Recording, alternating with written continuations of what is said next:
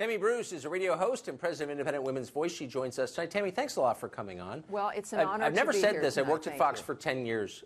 I've never said this on the air, but I've thought it the whole time. You've got one channel that disagrees with all the other channels. You have an island of dissent in the middle of a sea of sameness, and that's too much for them. And I wonder if we've been lying to ourselves about the extent to which they would like to shut this channel down. I don't think so. What you've described in your commentary is totalitarianism. We've seen it unfold. It is, in fact, part of why I left the left. My first book is called The New Thought Police, warning about this trajectory, that the use of the complaining about words or opinions was beyond the conversations that we normally have.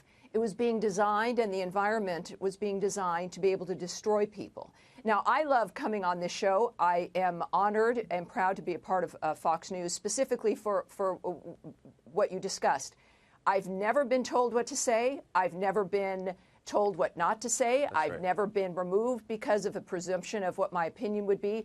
You and I will disagree and we disagree on many issues. Yes. We will take issue with each other. We even will disappoint each other on occasion. But what we embody here is that we care about each other. We will have those conversations, and we will be able to have them about other people and have that exchange. What's manifesting here is a desire to shut that down across the board.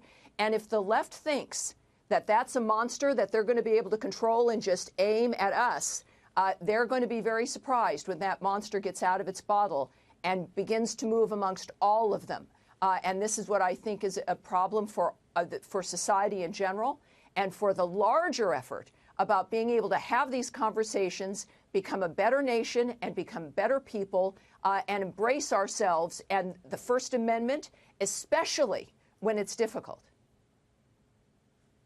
So I don't really understand the mindset that leads to, and you see it on display in the other channels even now, to want to shut down people who disagree. I grew up in a world where magazines were important, and you had National Review and the American Spectator, and then you had The Nation and Mother Jones and Village Voice. Sure. It never occurred to me to want to shut the other side down. Why would they want to stop all dissent? What's the point of that? Well, part of what I had a hand in, and what I still work on making up for in these years, is this design of individuals who we really couldn't argue the details of the issues. We couldn't really persuade people on the issues. And the way then, and we've seen, of course, it's not just the American left, but the left around the world. The only way that the left can survive is by shutting down dissent, literally, and eliminating the individuals who might speak up, even just with a different idea. The idea, as you've noted, on the issue of conformity. Any voice or any individual that is a reminder that we can approach things differently and sometimes offend people and sometimes make mistakes, and as you said, apologize. But the difference is that the left can't withstand an environment where there's any challenging, because they rely on the collective. They don't rely on ideas. They rely on fear and division and controlling people within that framework. You see it unfolding, of course, still in Venezuela, in Cuba. It was the collapse of the Soviet Union. It's the antithesis to individual personal freedom, which involves the need to have larger conversations, to be able to speak our mind without fear and without being bullied or threatened because we might deviate from what the left deems to be a proper and pure thought.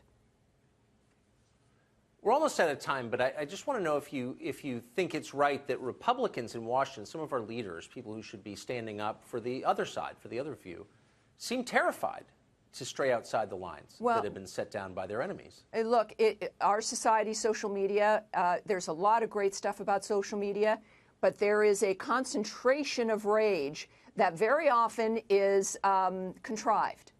It's manipulated and managed politically. And on social media, it suddenly seems like it's organic, but it's not. And it frightens politicians who think that that's a real reflection of real life. Look, people are genuinely involved and engaged in the things that matter in our lives. As a feminist, it matters to me how we're all portrayed. But at the same time, we've got to have freedom of thought and freedom of expression. And we have a role in that, and so do the politicians. They've got to feel strong enough and free enough that they can speak their minds and stand up for what's right. Tammy Bruce, an old-fashioned liberal, and I mean that as a compliment. Great to see you. Thank you, Thank sir. you. Thank you, Tucker.